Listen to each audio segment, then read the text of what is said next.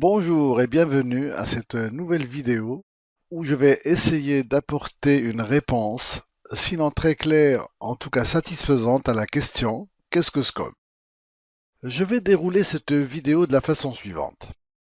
D'abord, je vous parlerai de la famille System Center, donc les membres de cette famille, avec de façon succincte le rôle de chacun, y compris SCOM.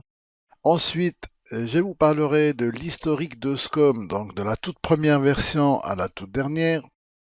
Ensuite, je vous parlerai des principaux concurrents de SCOM, en tout cas les plus connus, les plus répandus. Et enfin, et ce sera une habitude tout au long de cette formation, je vous présenterai un certain nombre de liens utiles pour approfondir les points abordés lors de cette vidéo. La famille System Center donc, compte 8 membres. Chacun joue un rôle important et ces membres-là sont complémentaires. On va les passer en revue. D'abord, Operation Manager, qui est donc l'objet de cette formation.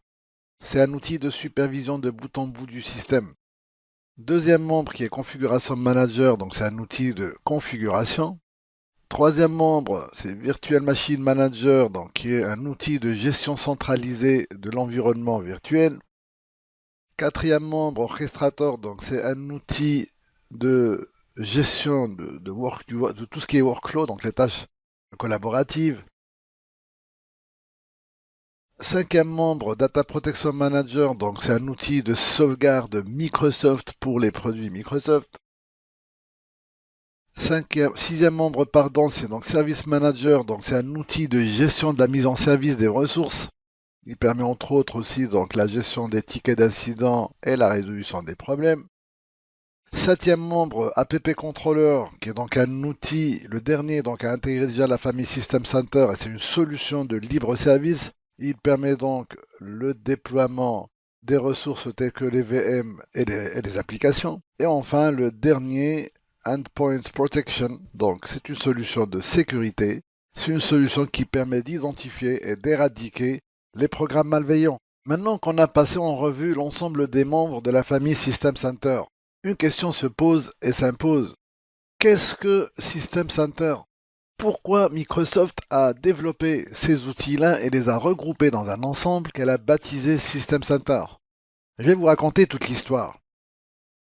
Au début, Microsoft ainsi qu'un certain nombre de partenaires ont voulu donc doter les gestionnaires de l'IT d'un certain modèle de gestion de leur IT, lequel modèle devait donc répondre à un certain nombre d'exigences, parmi lesquelles le fait de répondre aux besoins courants et futurs, le fait d'assurer une certaine qualité de service, le fait de réduire à la longue les coûts de gestion du système. Au bout d'un certain temps, un modèle vit le jour. Ce modèle consiste donc à gérer tout l'IT en tant que service. C'est un modèle qui est plus communément connu sous l'appellation IT as a Service. Ce modèle est basé sur le fameux framework MOF de Microsoft qui est maintenant à la version 4. Ce même framework est basé donc sur ITIL. Parler en détail de MOF et d'ITIL serait quand même dépasser le cadre de cette formation. Mais ce que l'on peut dire, c'est que Microsoft ainsi que ses partenaires ont identifié et défini un certain nombre de tâches et d'exigences qu'il faut satisfaire pour finalement se conformer à cet objectif global qui est donc la gestion de l'IT en tant que service. Et c'est dans cette optique-là que Microsoft donc a développé ces outils-là. Un outil pour couvrir un petit périmètre, Scope par exemple, un autre pour un deuxième périmètre, donc SSM par exemple, etc. Et c'est ainsi que la famille System Center vit le jour. À partir de là, on peut donc répondre à la question qu'est-ce que System Center ou la raison d'être de la famille System Center? On peut dire donc que System Center est le moyen offert par Microsoft de gérer l'IT en tant que service. sur la base du modèle IT as a Service. Ça, c'est pour la famille System Center. À partir de là, on peut aussi donc répondre à la question qui est donc l'objet de cette vidéo. Qu'est-ce que SCOM? SCOM est un outil de supervision de bout en bout du système. Donc ça, c'est son périmètre.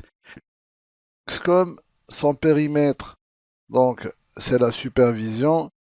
Il appartient donc à la famille System Center qui permet de gérer l'IT en tant que service. Pour ce qui est de l'historique de SCOM, ce qu'il faut savoir, c'est que Microsoft a fait l'acquisition d'un produit qui s'appelait Operation Manager et qui était donc la propriété de NetIQ. Elle l'a baptisé MOM 2000 et c'était donc son premier produit de supervision, sa toute première version. Ensuite, il y a eu la version suivante, MOM 2005, et qui était donc plus étoffée que MOM 2000 et couvrait un périmètre plus large. Ensuite, il y a eu une certaine rupture quant à l'appellation et les conventions de nommage avec la venue de la famille System Center. La première version de cette famille s'appelait donc SCOM 2007 et plus tard donc SCOM 2007 R2, appartenant respectivement à System Center 2007 et System Center 2007 R2. Et enfin, il y a eu donc la version qui est d'actualité maintenant, SCOM 2012 et SCOM 2012 R2, appartenant à la famille System Center 2012 et System Center 2012 R2. Une version va bientôt voir le jour, qui est donc très probablement, on reste donc sur les mêmes conventions de nommage, SCOM 2016, appartenant donc à la famille System Center 2016. Voyons voir les principaux concurrents. D'abord Nagios. C'est un produit open source qui s'installe sur du Linux Unix.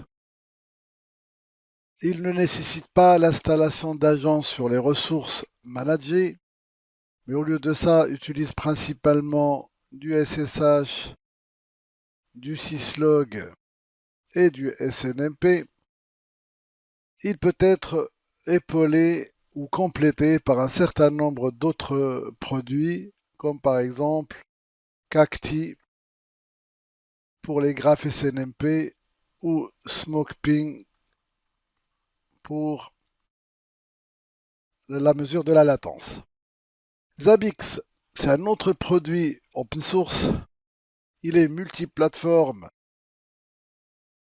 en ce sens qu'il peut être installé aussi bien sur du Linux, sur du Windows, etc.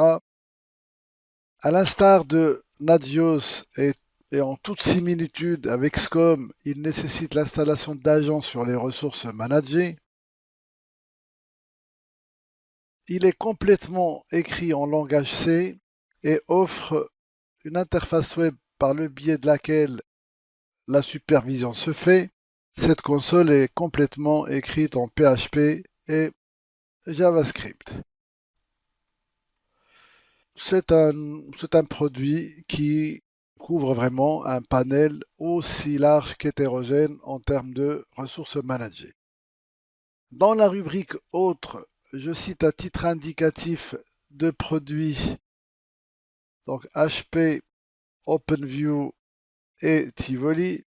Ces deux produits ont le mérite d'être cités parce qu'ils existent depuis très très longtemps et ils couvrent quand même un périmètre très très large. En revanche, ce sont des produits qui ne sont vraiment pas donnés et ce sont vraiment des usines à gaz. Pour ce qui est des liens utiles, donc on a un certain nombre de liens. Ce lien-là, par exemple, qui parle des différents composants de la famille System Center. Ce lien parle des bibliothèques techniques et ce lien-là parle de MOF version 4. Ces deux liens-là parlent de MOM 2000 et MOM 2005, notamment les opérations d'upgrade de MOM 2000 à MOM 2005.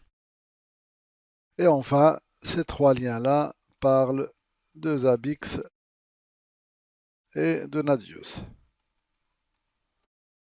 Alors, ce qu'on a couvert lors de cette vidéo, d'abord la famille System Center. On a essayé de passer en revue l'ensemble des membres et on a essayé aussi de répondre à la question qu'est-ce que SCOM et plus largement qu'est-ce que la famille System Center et sa raison d'être. On a parlé de l'historique de SCOM, donc de la toute première version MOM 2000 à la toute dernière SCOM 2012 R2. Et enfin, on a essayé de parler des principaux concurrents de SCOM, notamment Nagios et Zabbix. Merci d'avoir suivi cette vidéo et quant à moi, je vous dis à très bientôt pour une prochaine vidéo.